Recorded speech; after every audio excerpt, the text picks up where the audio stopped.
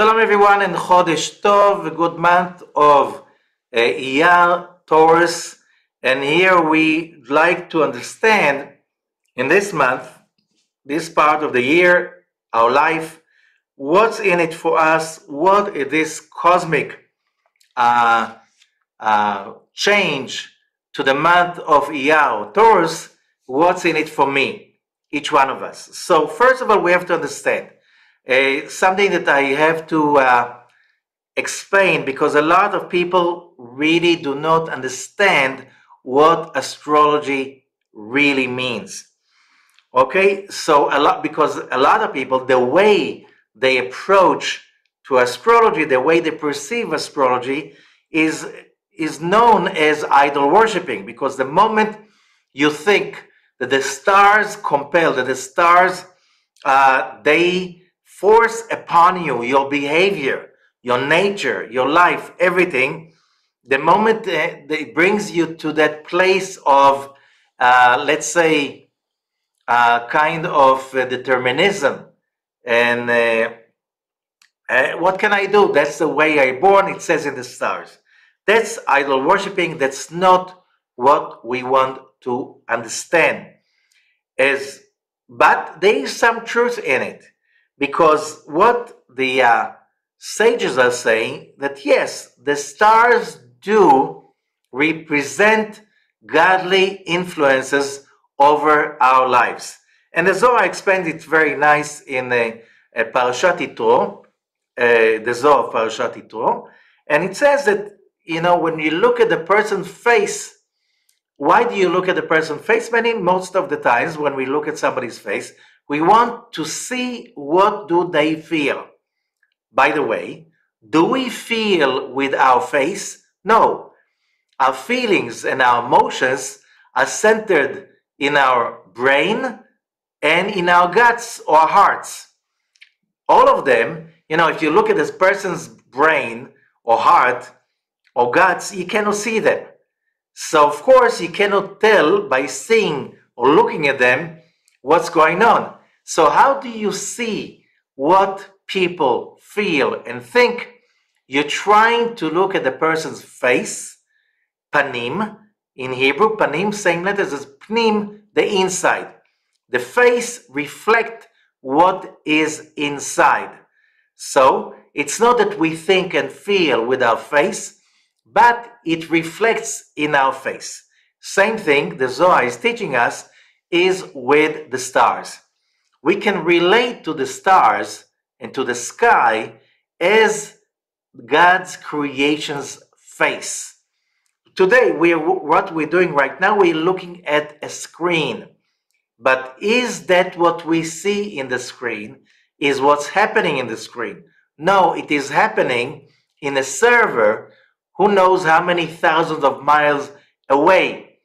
However, I cannot see the server, I cannot look at the server, and I cannot understand the computer signals in or on the server, but I can understand the signals the moment they are being broadcasted or transmitted to the screen in front of my face. So, it's not that the stars affect us. They do not. What affects us, it's God's forces.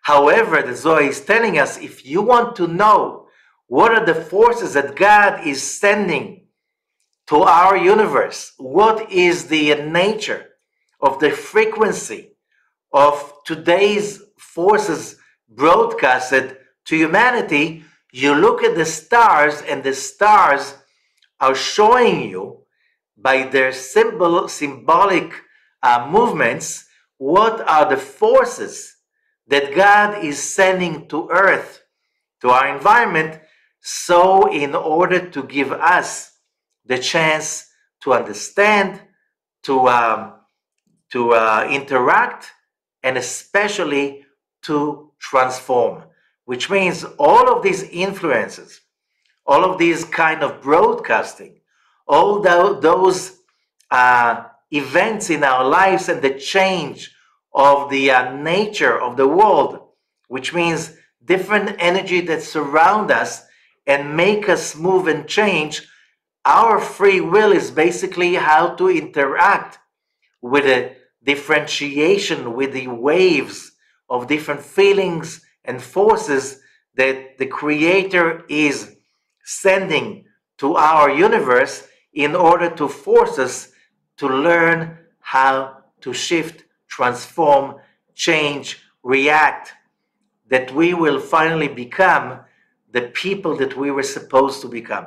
And we're going to expand on this during this class. Okay. So in order to understand any kind of a zodiac sign, according to Kabbalah, it's not very much different. I'll give you an example. There's one of the greatest commentators on the most important book or source of astrology in Jewish writings. This is the Book of Formation, Sefer Yetzirah, related traditionally to Abraham the Patriarch. It says, the tradition says that it was passed mouth to ear for many, many generations till the 1st century CE. Rabbi Akiva, he brought that book into physical writing. Okay, when we read the book, it looks like it's read like a riddle, but you realize we have information about the celestial forces that surround us and their influences over our lives and how it was all created in the first place. Okay, so when we learn that, we learn that all of those influences are part of our reality, and we need to know them in order to live better. The same way, let's say if you are a captain of a ship, and you want to sail and cross an ocean, if you don't read the weather forecast, it's like you're insane.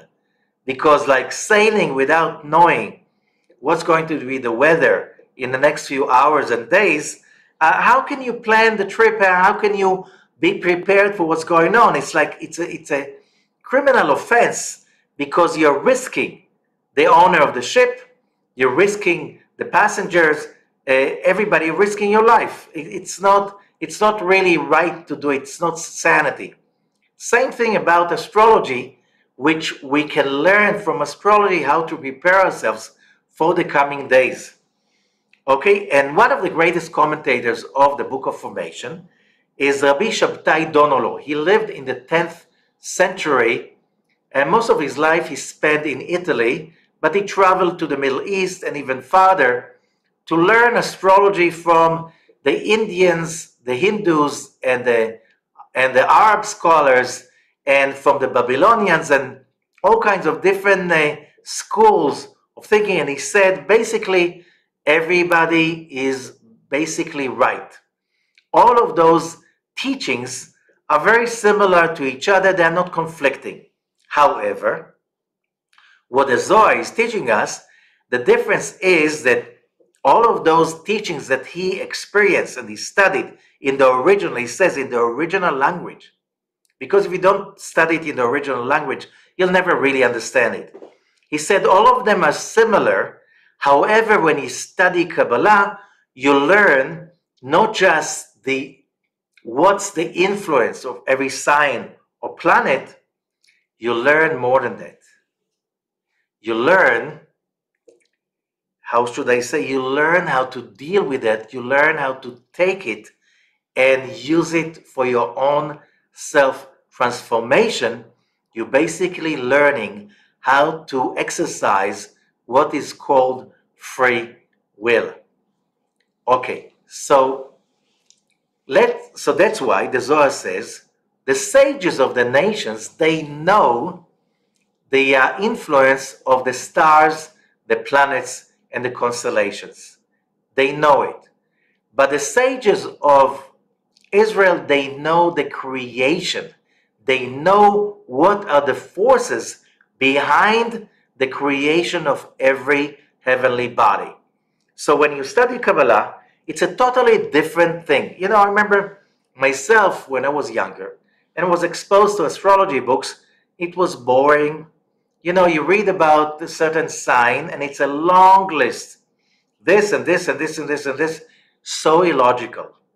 And, you know, because I was, you know, when you have a rational mind of a modern scientific background, and that's how most people are being raised today around the world in official education, you can't see the connection. It doesn't make sense. Like, who said? Who invented that idea? Why? Who said that Aries is this and this and this and this, and Taurus is this and this? It's a whole list of many pages. When you study Kabbalah, you understand it's not just a list. There are some forces that are accumulated in every sign, and if you understand those forces, then you understand the list. But if you don't understand those forces, it looks like an illogical list, and that's why you cannot even understand it, or even most people cannot learn it, cannot remember it, because it doesn't make sense. So let's see, every sign is part of a system. It doesn't just happen by itself, okay? And those signs are part of a system that is made of basically four forces, the four forces of creation. They manifest themselves as what is known the Tetragrammaton, the name of four letters. Tetra is four, okay? So the name of four letters, Yud and Hey, Vav and Hey, you see it, number one is Yud, number two, season number two, the Yud is a spring, season number two is a summer, represented by the letter Hey. Now, season number three, the fall, represented by the letter Vav, and the winter by the letter Hey. Why the spring is season number one? Because in the northern hemisphere, most teachings of any kind of astrology and astronomy see the spring as the beginning of the cycle, okay, the year. Now, the book of formation is explaining why. If we see the Torah is saying that the sun, that's how the Jewish tradition says, when the sun and the zodiac system have been created, the sun is a force of fire, and fire has the tendency to rise. Heat rises. So God's creation is always in the balance. The day that everything is balanced is known in the solar calendar as March 21st. March 21st, this is the equinox. Day and night are equal, which means this is the time that the light and darkness are equal, and also the weather. It's not too hot, it's not too cold. Okay? What happens since the sun is fire and warmth? From the moment, so the nature of warmth is to rise.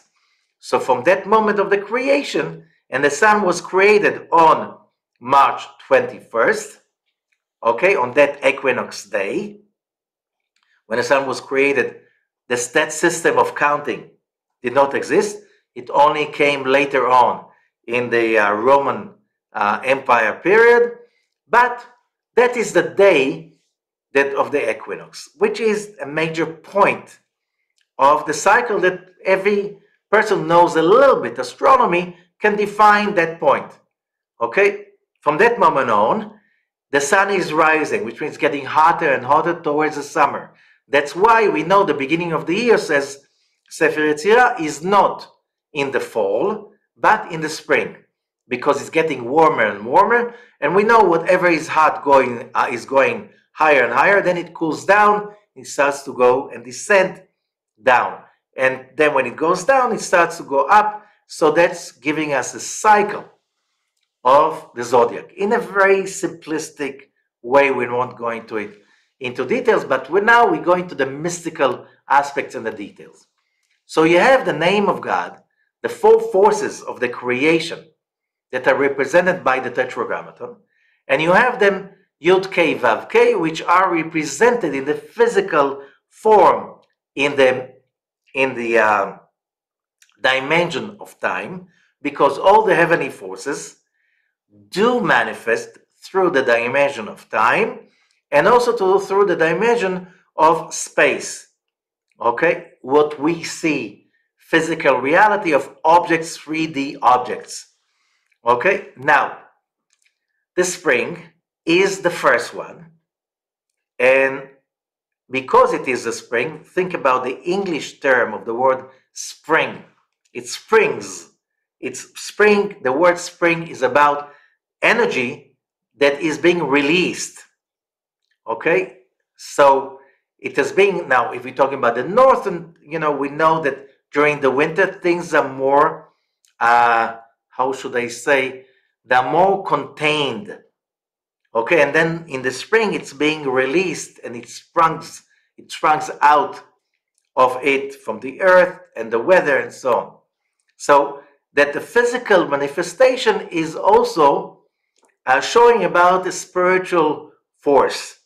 And therefore, all the three signs of the spring, they are under the rulership of the letter Yud, Sephirah, the illumination that is called Chokhmah, wisdom, but wisdom means the source of energy and power, and it is also connected to the element of fire. What is fire? Fire is, we're not talking about the physical fire, but we're talking about what fire symbolizes. Fire symbolizes energy and creativity. Rabbi Iyar, the great Kabbalist from the 16th century northern Israel in Tzfat, and he said, like, you see that fire is creativity because you can watch a bonfire or fireplace for a long, long time and it's never dull. It's always recreating itself. So when somebody is energized, is also very creative. Okay, and that's the element of fire. But the element of fire has many other stuff, because element of fire is also when somebody is full of energy, a lot of energy, and he's not spiritual. That energy, he will think that energy, it's like he owns it and it will be there forever. And usually with the fire comes out also pride and ego. I'm better, I'm greater, I'm stronger, I'm higher than others, and so on. And that's side effects of fire. If we understand that, we know that all three signs of the spring, in the core, all of them are fire signs. In this, it's a little bit different than what people know in Western, what is called Western astrology. At the core, all three signs of the spring, Aries, Taurus, and Gemini, they are fire. All of them are very energetic. Okay? A lot of people say in like very in a very shallow way that no, Taurus are very, very lazy. I don't see that. Taurus are lazy when it comes to what's in it for me. I don't get anything. Why should I? But the moment they realize they want something, they'll go on the move. And Taurus means an ox. Try to stop an ox when it's starting to charge. Forget it. When Taurus are starting to move, no one can stop them. But they have to be really convinced that that move is worthwhile. But the moment they decided, it's very hard to stop them. It's better not to stand in their way, because when an ox gets into you, you're not going to come out very well. And maybe you're not going to have all your limbs and parts in place if you're just trying to stop that. So, and that's why also you'll see that those three are very energetic, very creative, they have a very nature of being, I would say, proud, egotistic, and showing off. All three, Aries, Taurus, and Gemini, they have that tendency. As God thank God, not all Aries are the same, not all Taurus are the same, not all Gemini are the same. It's not just about the sign you're born, it's also about the time that you're born. Every person, if you ever seen like what is commonly known as an astrological chart, when you look at the astrological chart, you see that you have many forces playing in every person's astrological chart, and all 12 signs are playing an important role in a person's chart, which means it's not only your sun sign, it's also your moon sign, your rising sign, all the other, like where are the planets situated, different 12 houses. It's every human being is a mixture of all 12 signs, and usually the sun sign, which means the month of your birth, is quite dominant, okay? But it's not always showing. It's not that always, but usually, most of the times, it is dominant over the other 11 signs, which means the other 11 signs have a power, but usually the sun sign is the dominant one. Now the question is also, so what is in the Hebrew calendar? You are counting from the new moon, because in the as I say it many times, how do a common astrologer that is not using the Hebrew calendar, how does he consider the shift from one sign to another? There are no borders in the sky, in the heavens. How do you know the sun just moved from one sign to another? So in the Hebrew calendar, as it is in the most of the Far Eastern calendars, the Chinese, the Hindu, the Japanese, the Southeast Asian, all of them go through a luni-solar calendar, the same as the Hebrew, which means you can't tell when a sign is finishing and it's shifting to the other one, but you can tell through the new moon when the influence is shifting. So you use a luni-solar system in which you can tell about the big picture by the sun, but if you want to go to the details, you have to follow the moon, which the moon is like the satellite of the earth, and the moon is really what declares and decides very in a finalized way when the sign is shifting from one sign to another through the new moon. So the moons are representing our souls, the real deep influence, and the sun is a second layer influence. So let's say if somebody was born in the Hebrew month of Taurus, he is a Taurus. But let's say if somebody is born, let's say he was born in the sign of Taurus, by the Hebrew, he was born in the month of Iyar, but it was, at that time, it was April 15th. Now, April 15th in the solar calendar is still Aries. It means that the person's soul main sign is Aries, as is a Taurus, but there is a very strong influence of Aries because the sun was in Aries, but the moon was already in Taurus, and the moon is symbolizing the deeper part and the soul part. So you want to know what kind of a soul do you have to look on the sign of the Hebrew calendar by the moon. If you want to know what kind of powerful influences you have on your character, you look at the sun sign. Okay, I hope this is clear. So when we have Aries, Taurus, and Gemini, all three have deep in the core the influence of fire, which means energetic, creative, power, a lot of initiative, and selfishness, and they kind of look down on other people because they know other people are not as talented, creative, and powerful as they are. Okay? That's on a superficial level. But we also know there's a there's a secondary division. When you look at the triplet of every season, they're always divided into 3 signs, which, if you know Kabbalah, you divide all 3 in that order: right, left, center. Right is always chesed. Chesed means loving kindness. And that's why Aries, they have an amazing heart of kindness and love. They will be there to help people in a very, very kind of childish way of simply helping. The problem is, after they help, they expect some acknowledgement. And if you don't acknowledge, they will get hurt, the same as kids. So you need to acknowledge them all the time till they raise themselves and they get mature and they realize they don't need that acknowledgement from you.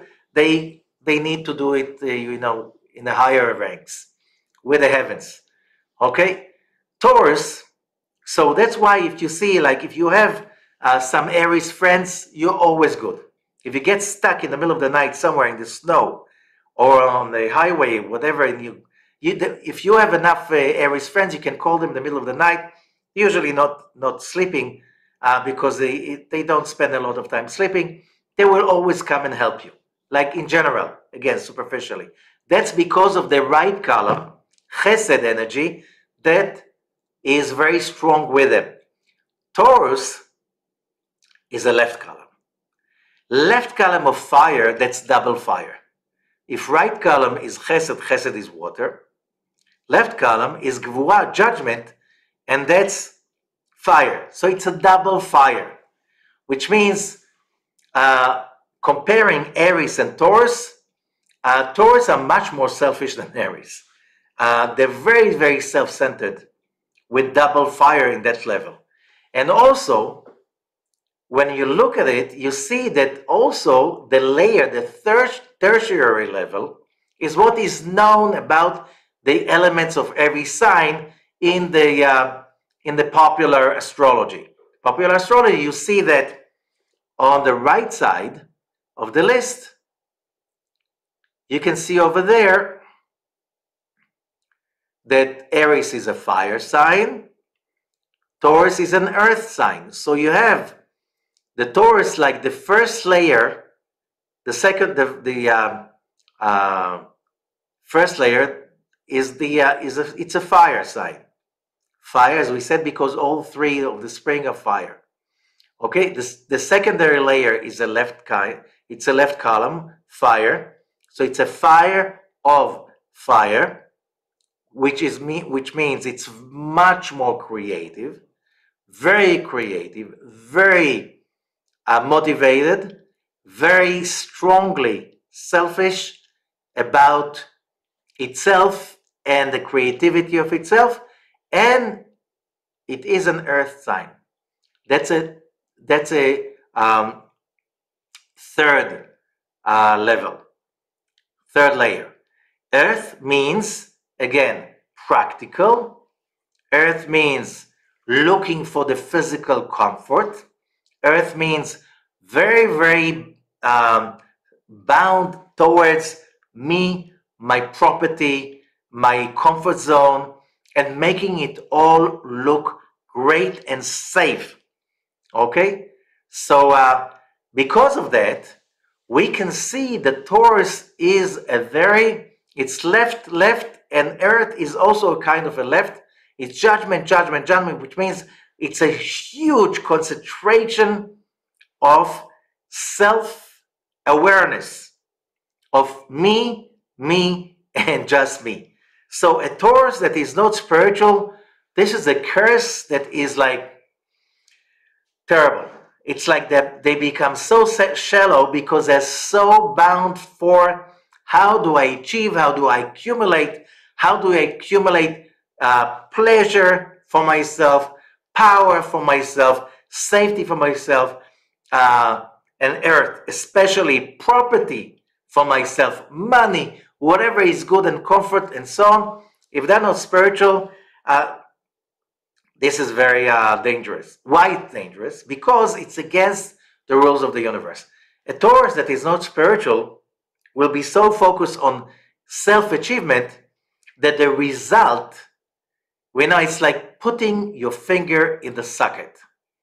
On one hand, Taurus can achieve so much because Taurus are born with huge power of achievement, drive, ambition, creativity, wants, huge wants, huge. But the point is, if you receive so much without giving, that will sooner or later explode in your face because it is against the rules of the universe. Because just receiving is as we know, is very dangerous. You see it with the greatest achievers in every society. The higher they reach, the more painful is their fall. Why is it like this? It's because when we study Kabbalah, we understand that when the universe has been created, it was created because of God's will to share with us. And therefore, we were created because the sharing of the Creator is endless, unlimited. He didn't stop in his giving till he gave us all of himself. And the result is, as it's being hinted in chapter 1 in Genesis, that God created Adam in his image. Of course, God is endless. He has no form and no image. So we're not talking about a physical image, we're talking about mental image. And the mental image of God is that he is the creator. He is the creative, and he is sharing, because all what we have, he shared with us. Therefore, it was imprinted in our image, in our souls, deep, deep inside, in our core, in our mental, spiritual DNA. We need to be independent in order to feel okay. We need to be creative in order to feel okay. And we need to be creatures of sharing in order to feel okay. And because when God created the universe, everything was perfect, you cannot be independent, creative, or a sharing being when everything is perfect. You feel horrible. You feel useless. And therefore, God had to basically put his perfect creation into pieces so our reality came into being. And here we can achieve independence. We can achieve creativity. We can achieve sharing, loving, and giving. However, if we do not do that, we are cursed till we change that state of mind, which means if you want to be independent, like Taurus, they are very much into independency. They don't want to be dependent on anybody else, like everybody. But with Taurus, it is more eminent. You can see it strongly. Okay? But if you're not sharing, if you're not really taking all the desire, all your ambitions, and you're not putting it together with how, if I want to feel good, how do I make others feel good at the same time? If you do not add that to the equation, then you're doomed, because you go against the basic rules of the universe. And I say it again, as I say it all the time. I met a lot of people. I taught a lot of people. I discussed a lot of stuff with a lot of people. I never met happy, selfish people. Because being a generous person, you're not doing favors to anyone. Generosity is our way to generate the vessel, the tools, the energy that basically can contain all that we need and love and want. Let's see how it works, especially with the sign of Taurus. everybody knows that the sign of Taurus is very materialistic. And we live in a very materialistic era. I would say this is the most materialistic era in the history of humanity. People are, I would say that the biggest and the most powerful religion on earth is materialism. It's a state of mind, it is a religion, it's a culture, it's a civilization that first everything is about creating materials, creating materialistic civilization. It's all about what you have, what you can touch, what you can hold, spirituality, ideas, philosophies are so insignificant in our reality. It's all about achieving and attaining physical experiences and materials. And this is why this is such a depressed, unhappy civilization, according to just what I explained. So let's continue with our journey, understanding Taurus. Okay, now,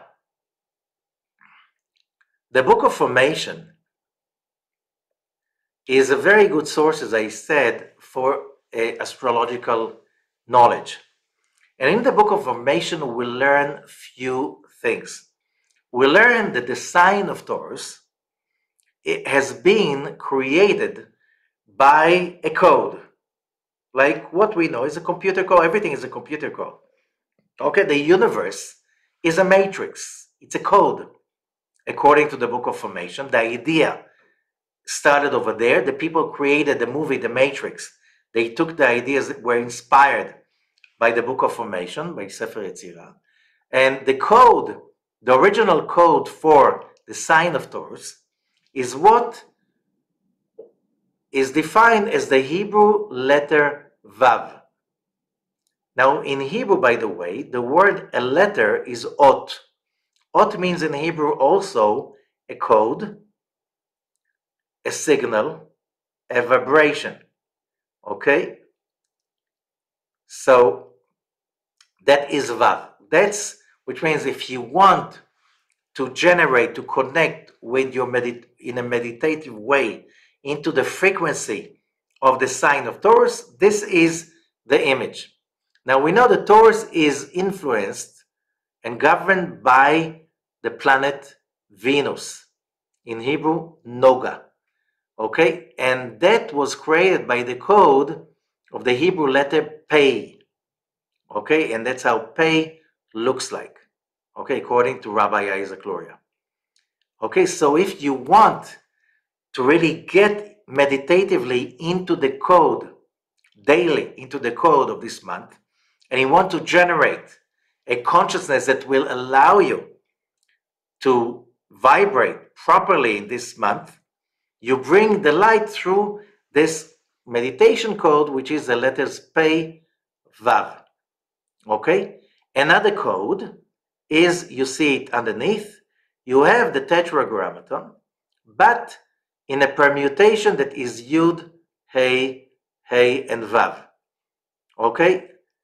Now, the Tetragrammaton is Yud, Hey, and Vav, and Hey. That's original, but if you permutate it, mathematically you can permutate it into only 12 permutations. Why? Because you have two, we have a double letter, Hey. Okay, so we have 12. Each one of the 12 is another zodiac sign. It's a frequency of another zodiac sign, which means if you want to connect to the frequency of this month, you have two letter codes. One is Pei Vav, and the other one is this one, Yud, Hey, Hey, and Vav. But what does that mean?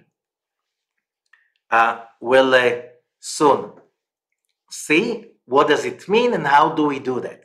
There's another code that is connected to what is called the name of 42 letters, known in Hebrew tradition as the prayer of the Ana Bekoach. The fifth line of the Ana Bekoach is what you see there at the bottom, Chasin Kadosh Berov Tuvcha Nahel Adatecha. What's important is the initials. if you look at the Hebrew words from right to left, Hebrew is being read from right to left, you see that the letter Chet is bigger than Kuf. The initials, the acrostics, Chet, Kuf, Bet, Tet, Nun, Ein, is another code of letter in order to bring, and it's called, as the Zohar calls it, when you meditate on that code, you open a cosmic window of light, a frequency of spiritual flow, and in that window you have, that's a window that is connected to the letter Pei, Venus. Venus is just a manifestation of that code. Okay? From there, you can open two possible windows. One is symbolized by the letter Vav, that is Taurus, and the other one symbolized by the letter Lamed, that is for Libra. But now we're dealing with that window of the letter Vav. Okay? So these are meditations that we do during the month of Taurus in order, as I said, to shift ourselves to the frequencies of that time.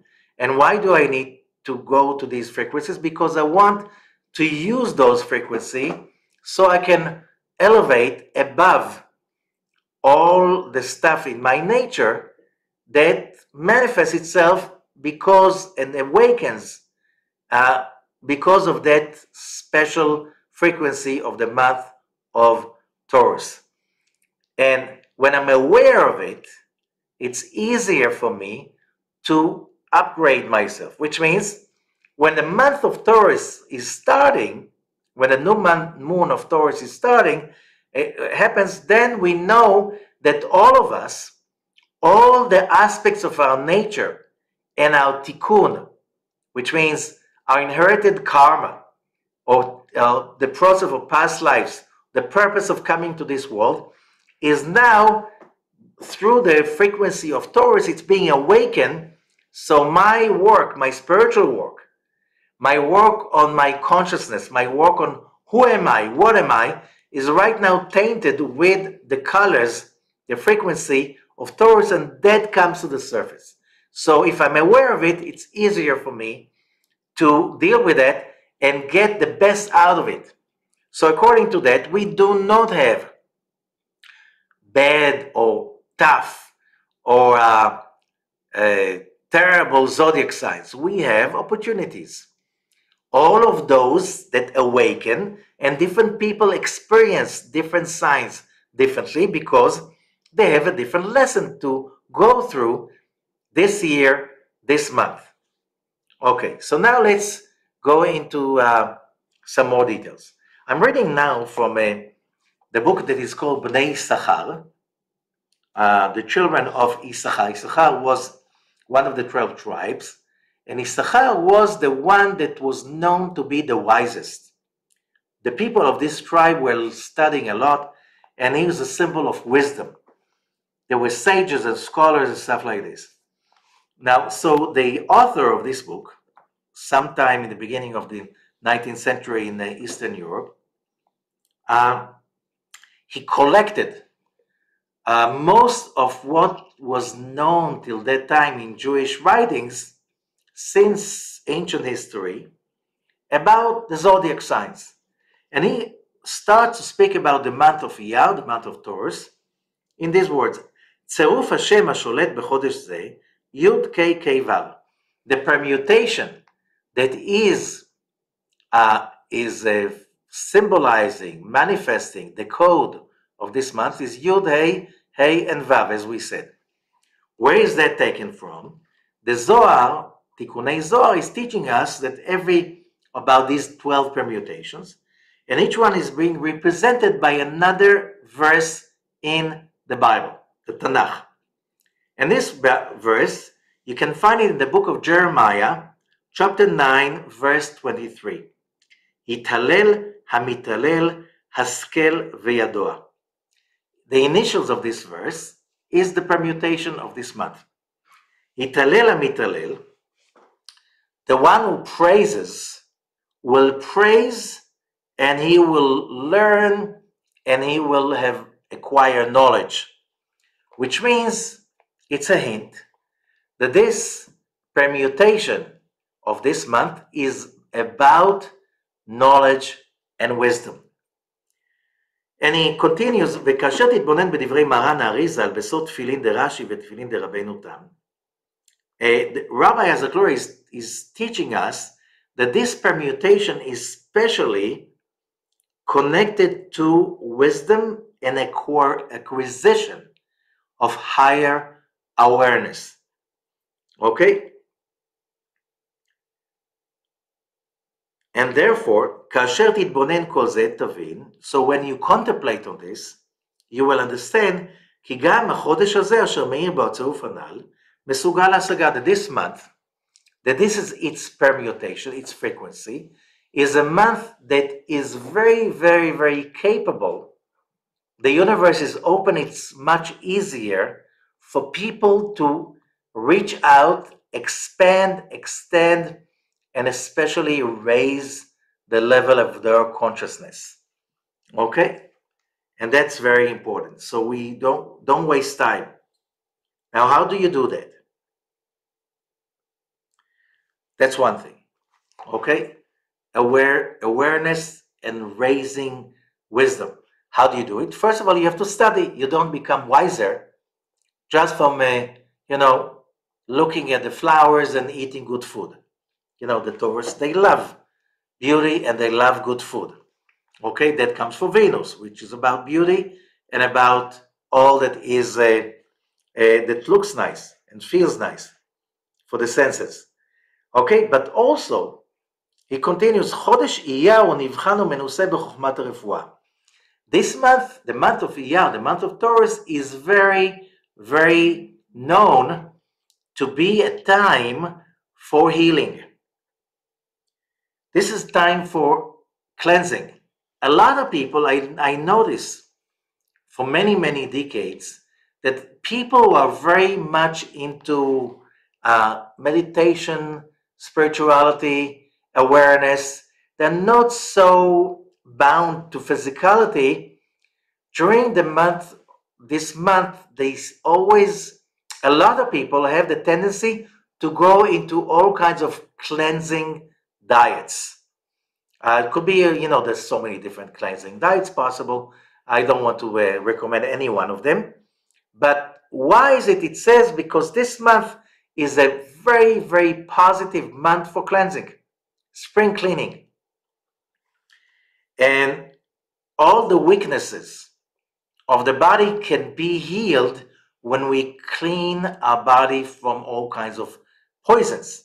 So that could be through a diet. Of course, if you just stick to very, very strict, healthy diet during this month, the results will be much more effective during this month than during other months. This is the cosmic cleansing time.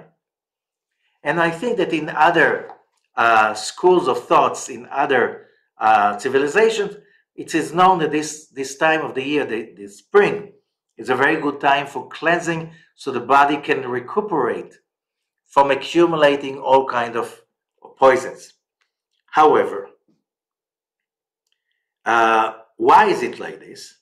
And he explains, והנה כל החולשות והחולאים על פי הרוב באים מן המאכלים שאינם לפי מזג האדם.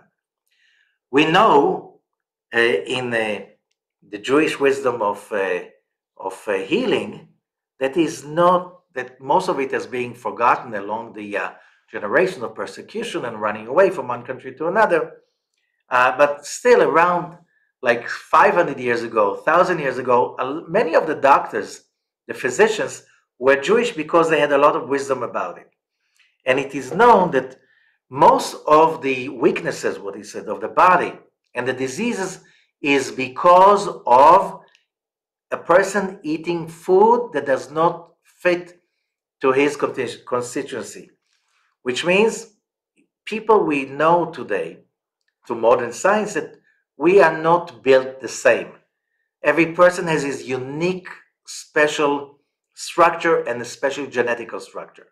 And today we know, and there's amazing broad research, scientific research today, showing that genetically people are so different from each other that a person can eat a certain kind of food. It will give you high cholesterol, high levels of sugar, make him very, very on the edge of so many terrible diseases. And another person will eat the same diet and it won't affect him. So that's, and today they're offering in many places around the world, give us a genetic sample of your saliva and stuff like this, and we can give you a genetic analysis, and we can tell you what foods are good for you and what foods are not good for you. And for different people, it's a different makeup. So there are many systems. I won't tell you about it. If you're really aware, you know that certain foods have bad influence over you.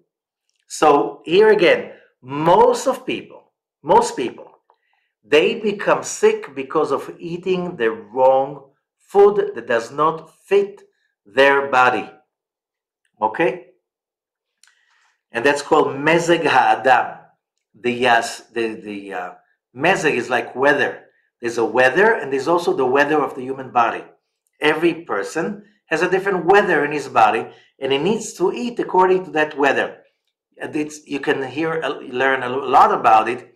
Chinese medicine, Ayurvedic medicine, and everywhere there's a very old tradition of healing. You'll hear the same stuff. It's also in Jewish medicine, but this wisdom has been, it's like not too many people practice that today. Okay, so why in this month? Because during this month, this is the time, during the Exodus, the manna started to descend to the world. So the Israelites, on the way to Mount Sinai, they ate only manna. And what we know about the manna was perfectly digested by every person's body, doesn't matter what background he has. And it was digested so perfectly, no poisons. And when you don't bombard the body with poison, the body starts to cleanse itself and secrete all the poisons accumulated outside.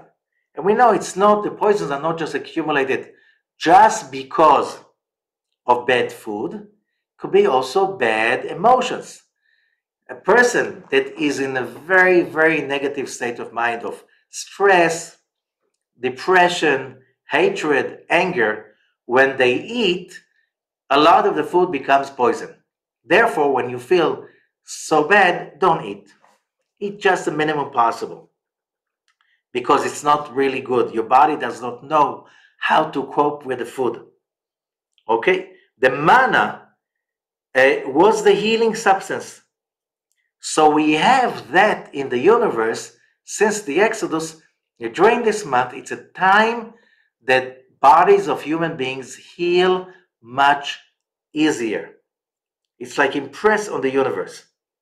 That nature stayed in this month as a measure for healing. Okay. Now, but we know another thing.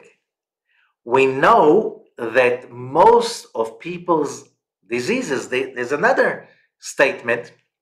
One statement says most of the diseases, like the Maimonides, he was a very analytical, he says the cooking pot is the biggest murder in history, which means the food we eat, that's the source of most of our diseases.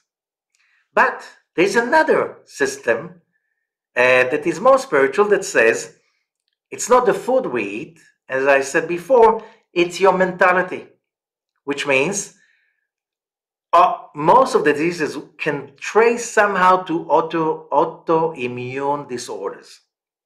Okay? Where is this coming from? Emotional issues, which means depression, anger, all kinds of mental issues. They affect, first of all, the immune system, then the nervous system and digestive system. So when we know that a lot of people that eat fat and oily fried stuff, they're in danger of developing heart diseases. But that was really known in the 70s and 80s. But then around the end of this era, they found out that if the person is an angry person, stressful person, then his chances to get heart disease are much higher than people who are full of love, kindness, and they're very pleasant. They can eat a lot of oily, fried stuff, but their chances to develop heart disease are not so high. Okay, so it's not just the food you eat, it's also, and most important, is your mentality. And a person who's very volatile, fiery kind of a person, is always right, everybody else is wrong. He's a fiery kind of with a lot of ego, a lot of I know better. If it's not me, it's not me. No one else will be working over here and stuff like this. Those people with that kind of temperament, they are in a risk group of developing heart diseases. Okay, so what is more, the food we eat or the mentality? What did we say the Taurus is about? On one hand, it's about the body cleansing itself. On the other hand, it said that Taurus is a time to acquire higher state of awareness and wisdom. If I acquire a higher state of awareness and wisdom, I will probably get less upset, angry, hateful, because it comes with the wisdom. True wisdom is, first of all, being more happy about yourself. And it is known that if a person declares himself it's in the sages. It's in the book of Proverbs. King Solomon said, "Chochmat Adam Teir Panav." A person's wisdom will make his face shine, which means if the person is known to everyone as a very wise person, this guy wrote tens of books, he got Nobel Prizes, he is so and so, and he's brilliant. And you look at the person, and every child can say the guy is sour. He's not wise. If you're wise, why are you sour? Being wise means that you know, first of all, to be happy. If you can't be happy, you're not wise. Oh, that's called, the sages call it, a donkey carrying books, which means, do the books help the donkey? No. Do they improve his lifestyle? No. No, he's just carrying books. So that's about the person. He's a great scholar, but he has no way to improve his own lifestyle, which means the person is groggy, he's upset, he's always right, and nobody's nice. Yeah. He's not a nice person. So he's not wise. Very simple. Very simple. And if a person is really wise, he should know how to use it. And how to use it? Being happier. Which means, if you're wiser, you're happier. If you're happier, you will be healthier. Because you won't let yourself fall down because something happened and it made you angry. It made you depressed. Wise people do not get so easily into those negative emotions. And if you know how to elevate yourself above those emotions, that means that you're wise. And that means you'll be happier most of your life. I won't say every moment in your day, but more moments every hour will be happy moments, and more hours will be happy hours. That's how you determine awareness, wisdom. And the month of Taurus is a great time to learn how to be happy. And how do you do that? So let's move on. So here we have, remember that the letters of the month were Pei Vav. The letter for Venus is Pei, and the letter for Taurus is Vav. And here, the sages say Pei and Vav Pei, and Vav. It's also a number in Hebrew. You know, every letter in Hebrew is a number. And so when you think in Hebrew, you don't use all the time the numbers that everybody in the West is using. Sometimes you use the Hebrew letters, the certain numerical systems in which Hebrew speakers, they use only the Hebrew letters. For instance, the year. This year, if you see somebody writing this year in the Hebrew calendar, is 5782. No Hebrew speaker will use the letters at like 5782. Every Hebrew speaker will use Tafshin Pei Bet. Tafshin Pei Bet is writing the number in Hebrew letters. Okay, if you write it in the Arabic letters that everybody's using, you know the Hebrew speakers. That will be very obvious. Okay, there's certain numbers you use letters, but when you see Pei Vav, you see immediately, you know, like some books are numbered only with Hebrew letters. Okay, so when you want to find the page, you have to go count by the Hebrew letters. Pei Vav is 86. And 86 is a very significant number because 86 is the name of God, Elohim. And this name represents judgment. But here we have a problem because the Hebrew word for judgment is Gevurah, and the word Gevurah does not mean only judgment. You know, certain words in different languages that they have different definition. They contain different fields of meanings to the people of that language. So what is judgment in English is not Gevurah in Hebrew. It doesn't contain the same field of awareness. Gevurah in Hebrew, it is judgment, but Gevurah in Hebrew means also to its power, vigor. It's the ability, you know, the word hero, Gibor, comes from the word Gevurah. Who is a hero? Who is a Gibor? So King Solomon said, Ezeu Gibor, hakovesh et yitzro. Who's the hero? The person that overcomes his evil inclination, which means we all have inclination. What do I mean inclination? That's our instinct, a programmed mode. If somebody says this to me, I'll be upset. If somebody says that to me, I'll be humiliated. If that will happen to me, I will be depressed. Most people are programmed to react in a very, very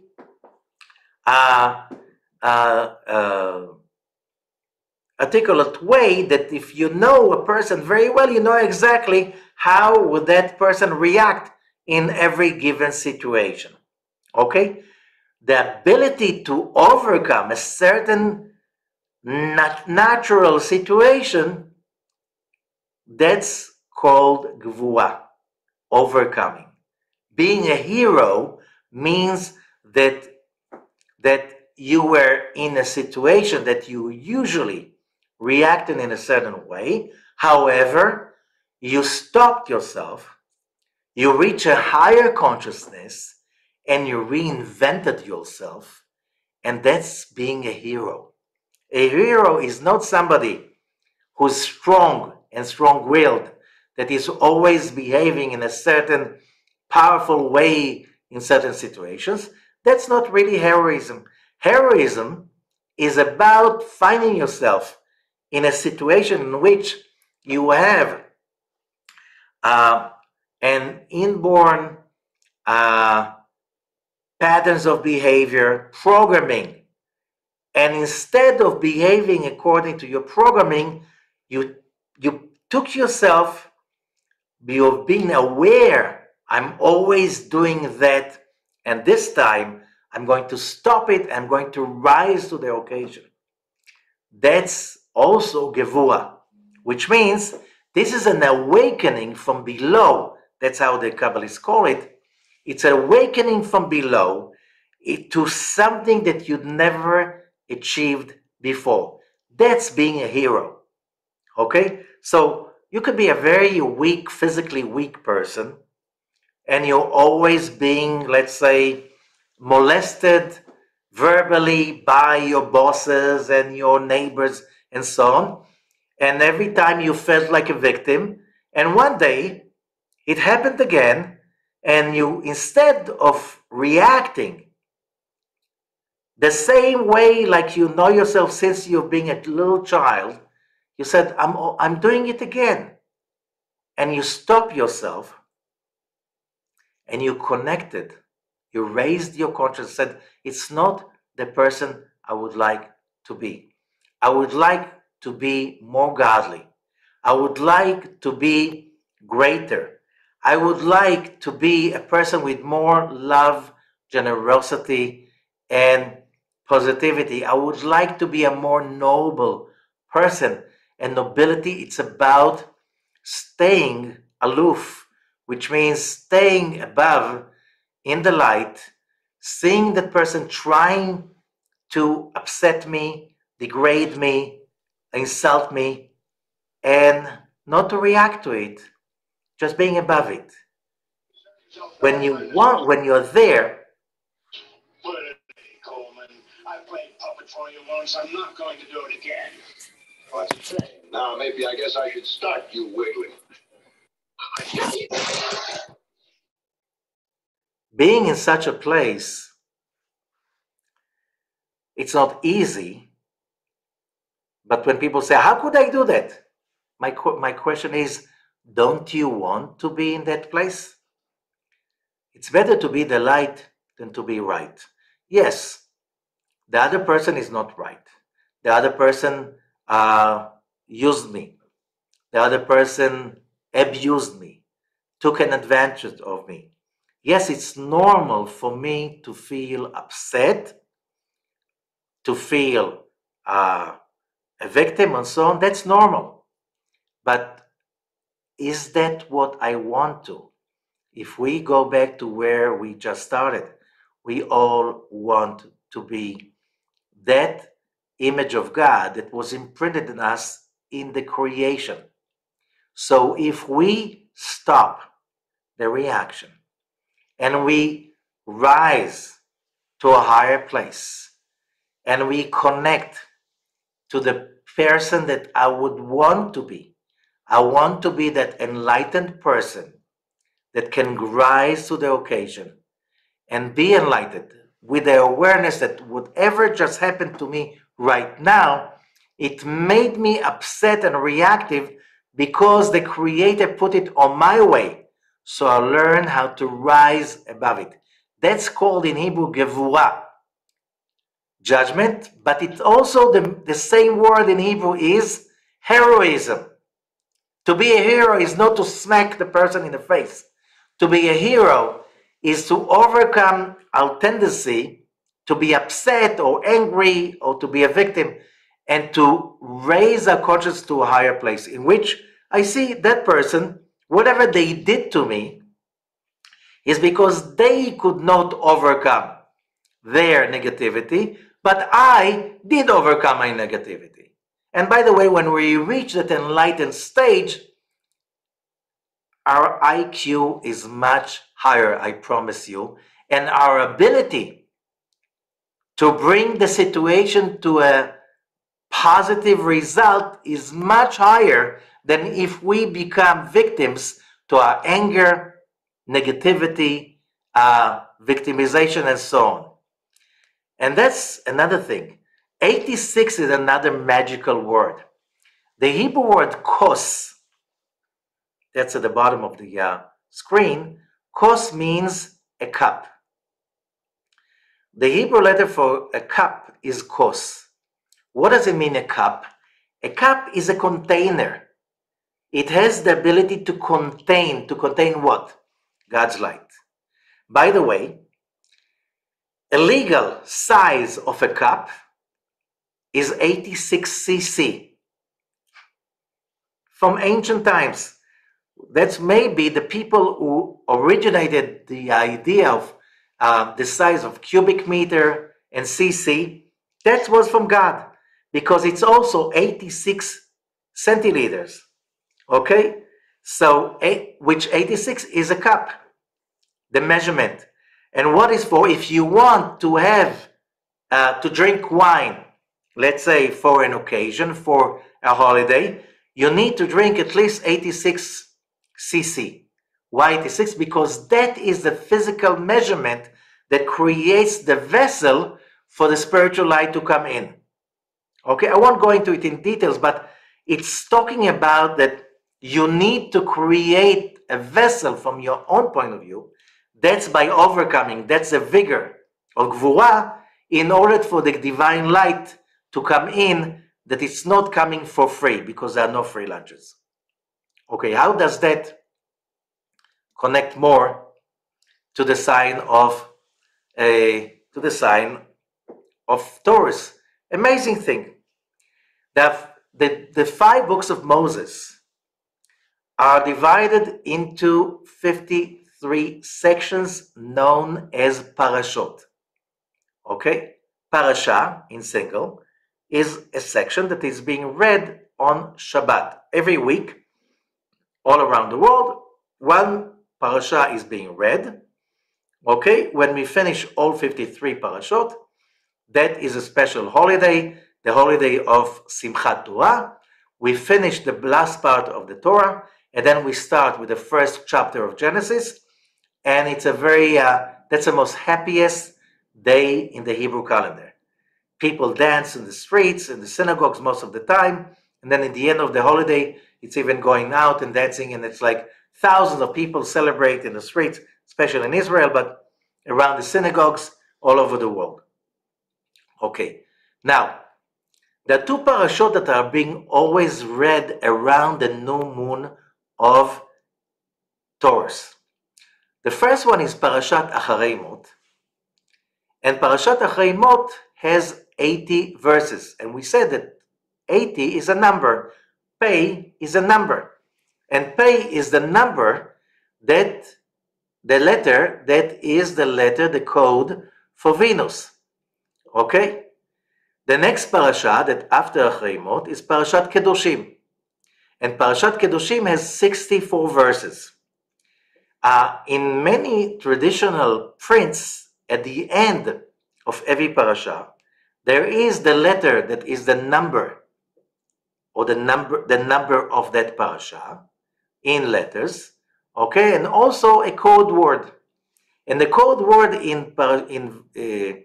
so the letters, the number for 64 is Samech Daled, which means not so much in Hebrew. Not every letter combination means something. But the code written for thousands of years is Ve-Noga. You see it over here.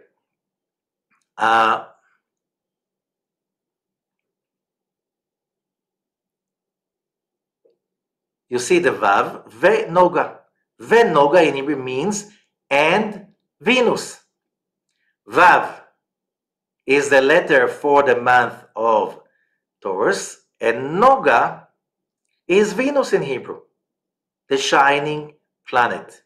Okay? So we have in those 2 parashot, we have the code of Pei Vav embedded in a number of the verses of these 2 parashot, which means, so what is special about these 2 parashot?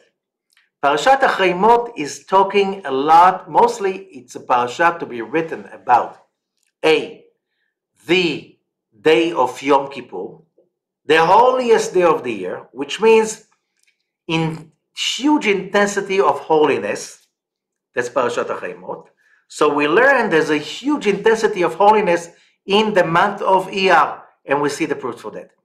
And also, Parashat Kedoshim, it's all about loving others as you love yourself, and again about holiness. Another thing that repeats itself many times in both Parashot Acharei Mot and Kedoshim is sexual morality. If you want to be holy, which means if you want to contain God's light, you need to learn how to overcome your sexual drives, because that is one of the major conditions. It does not mean they should abstain sex. It means having control over it.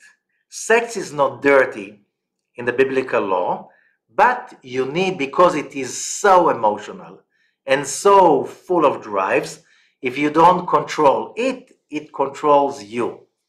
So you need to use sex for holiness, for connecting to God, not abusing that connection. It's not a topic for this parasha, but both parashot Achrei Mot and Kedoshim are very deep. They have a lot of substance about that sexual issues. Okay? So what we have? Sex and a lot of holiness. So we can see it in the name of the month. Iyar is also called the month of light. How do you know? The word Iyar in Hebrew comes from the name of the month, is coming from the word or, light. So this is the month of light. It's a month with a lot of light. This light, every time you have a very strong intensity of light, if you build a vessel to it, and we described it earlier, how do you build a vessel for holiness, for light? By overcoming your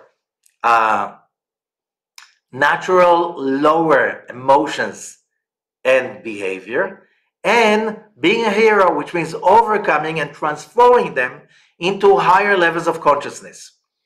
This becomes the vessel to contain holiness, which means, think about it, just deep inside, deep in your heart.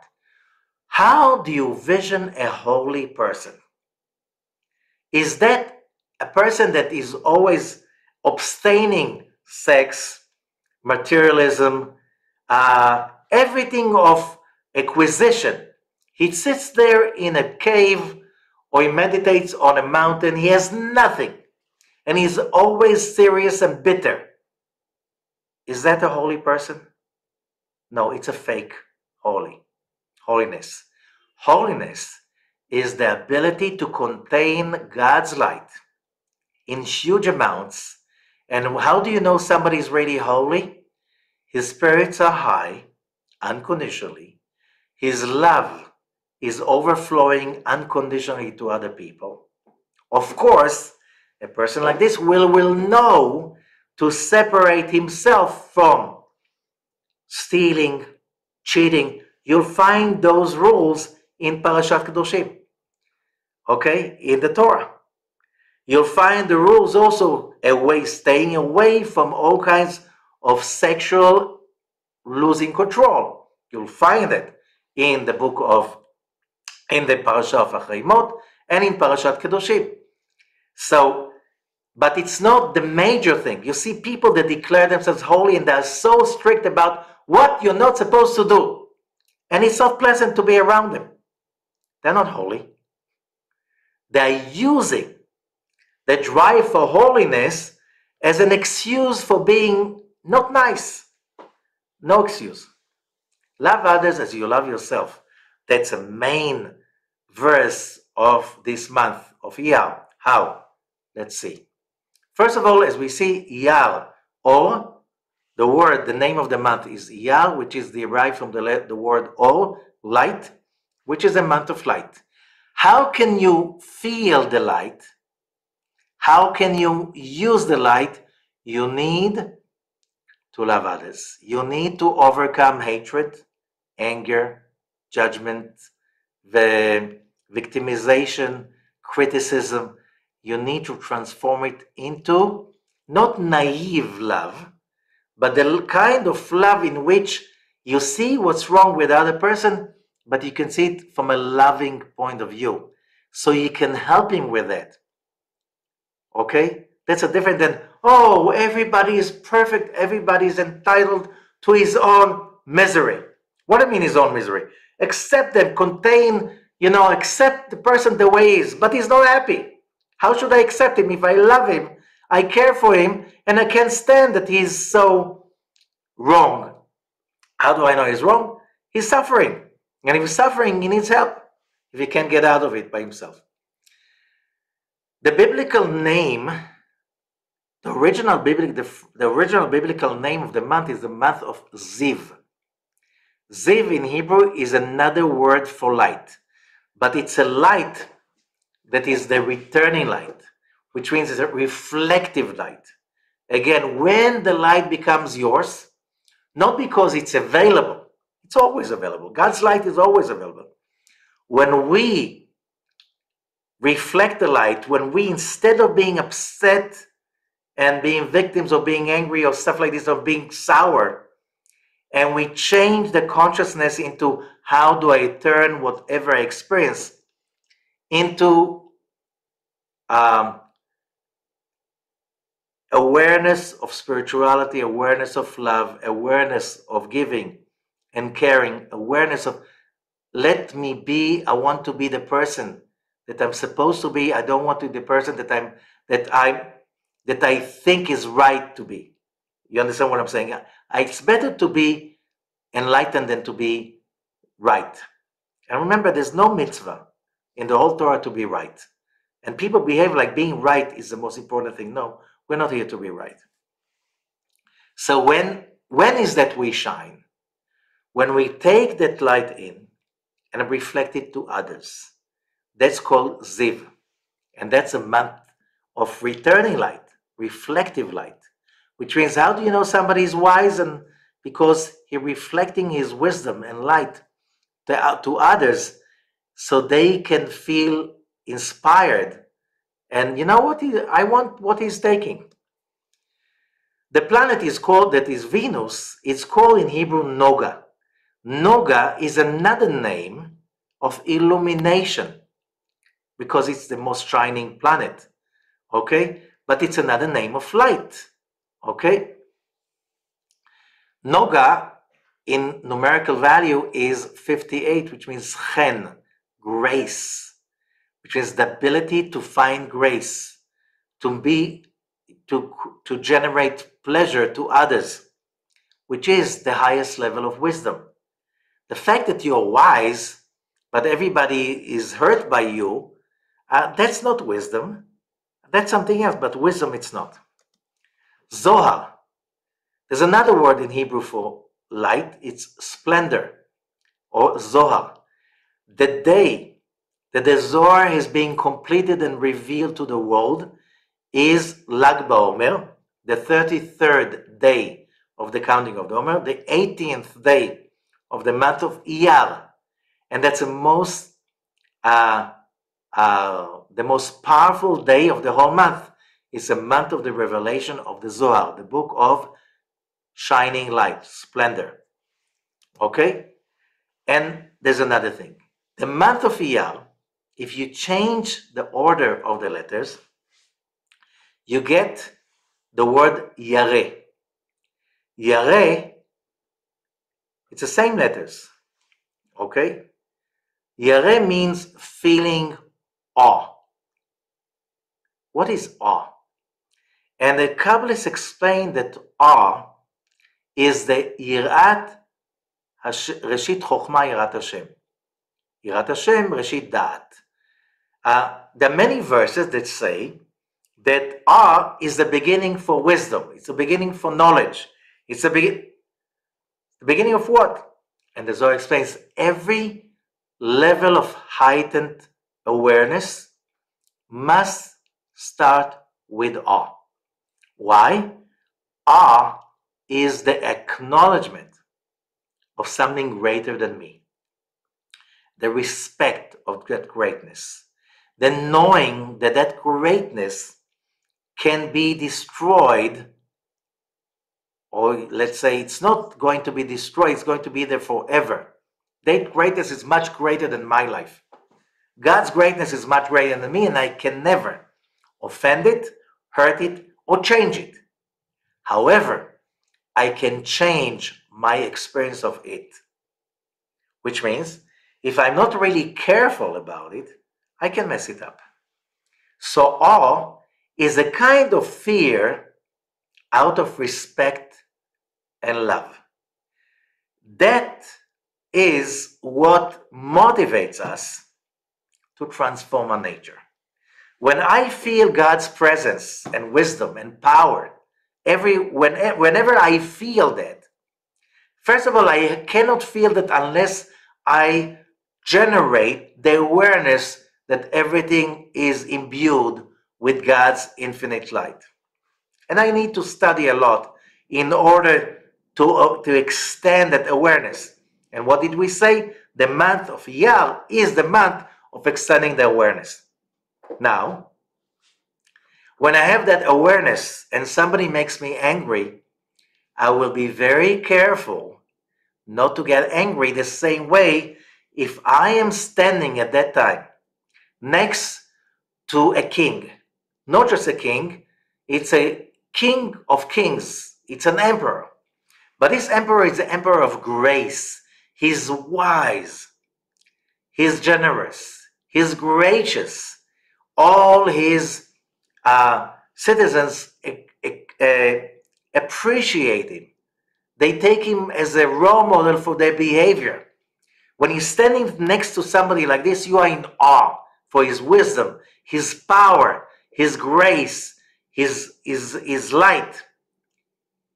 And if somebody upsets you when you're standing next to that king, you will be really, really cautious not to fall into any stupidity or in a behavior that is childish and irresponsible. This is the awe we're talking about. It's an awareness that is coming from the fear that I don't want to mess it up. I just want to connect to the high, to the holiness, to the greatness, to the power, and really being a hero, superhuman being, is a person that overcomes his or her tendency to be a child. You know, I'm hurt and I'm right. Maybe you're right, but that's not who you want to be. That's never going to satisfy you. It's always going to invite another hurt. Or, as we said before, is the kos, the vessel, to contain real happiness. When what it says, make my day. When somebody annoys me, push my buttons in different ways, and I rise to the occasion, and I achieve greatness and a state of awareness of spirituality, and I do not react. I do not become subjugated to those emotions. That is a victory that stays forever, because you've built a vessel to contain healing, power, light, and enlightenment. That's what this month is about. And that is why, by the way, if you just noticed, we live in a civilization that goes back to idol worshipping. We see those great powers. People appreciate force and might of the physical. All of these movies of Superman, Spider-Man, they are very physically powerful people. But when it comes to emotions, they're not always there. They will behave more like the ancient gods of Greece or the Nordic gods. They are envious, they're jealous, they're upset, they're losing it. Greatness is about the ability to be a real hero, overcoming emotions. And that's the greatness. That is when you become godly. And Iyar is a month of Taurus, Shaul. Taurus in Hebrew, Shaul. Okay? The number for the word Shaul is 506. Whoever knows about the name of 42, the Ana Bekoach, this is exactly the permutation, the letter combination of the first from the 7. Aleph, Bet, Gimel, Yud, Tav, Tzadik. It's also one of the 72 names. And it's all the number of Ahavat Chinam. Unconditional love. This is a month that we need we need to create and generate unconditional love. Not because we're doing a favor to anyone, because the most wisest way of thinking is unconditional love. It's the awareness that connects us to real godliness, holiness, enlightenment, and powers, superpowers. Only superhumans have unconditional love. That's the time that we have to acquire.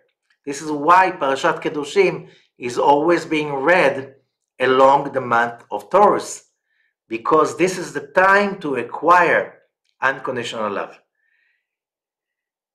The problem is that if we do not fight for that unconditional love, the other side could be horrible.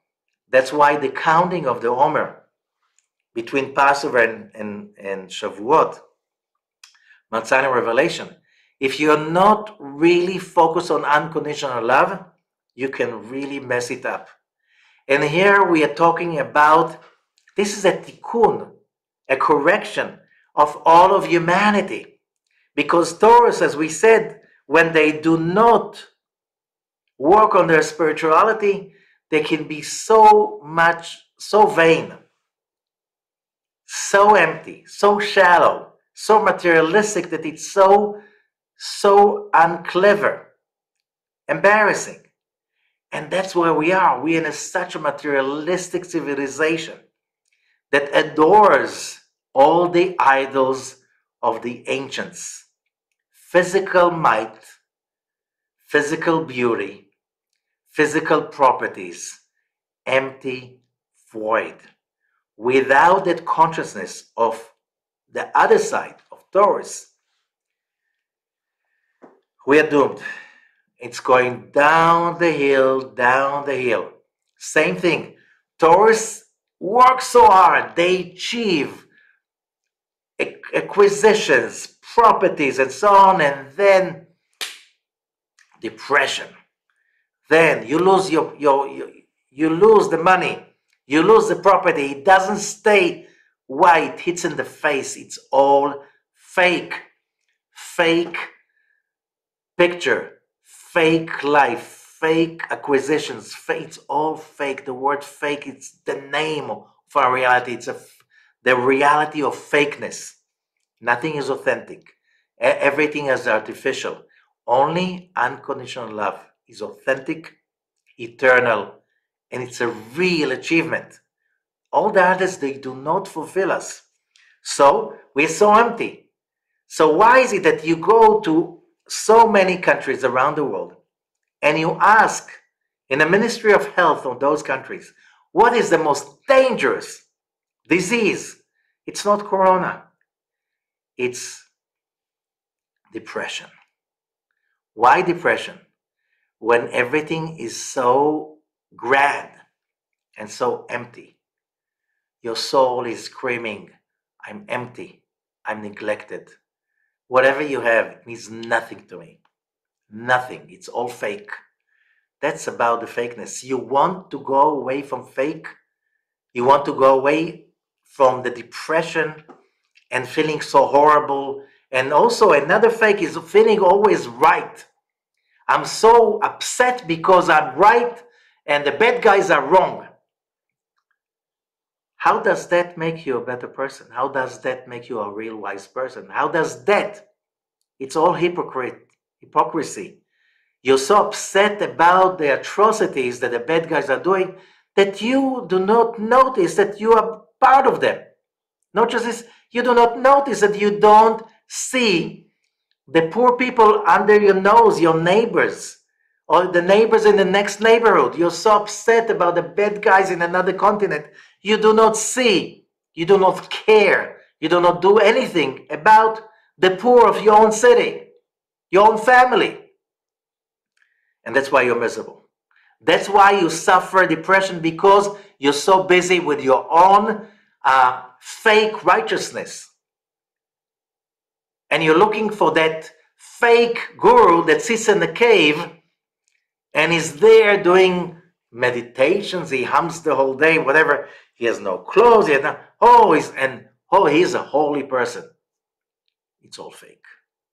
What a fake era we live in. The only healing is the consciousness of Taurus that we just learned about. And that will bring us the real healing. And that's what it says, Vayomer im tishamot tishma lekol Adonai Elohecha. This is just after the splitting of the Red Sea, Parashat Beshalach, in Exodus. And it says, if you listen, lekol Adonai Elohecha, vayashar beinav taseh, va'azanta lamitzvotav, ושמרת כל חוקיו. כל הנחלה ששמתי במצרים לא אשים עליך, כי אני אדוני רופאך. Exodus 15, verse 26. If you listen to the Lord your God, if you pay attention to his commands and keep all his decrees, not because he needs that. These are the rules how to achieve real, true, lasting fulfillment, not hypocrite and fake all kinds of pleasures.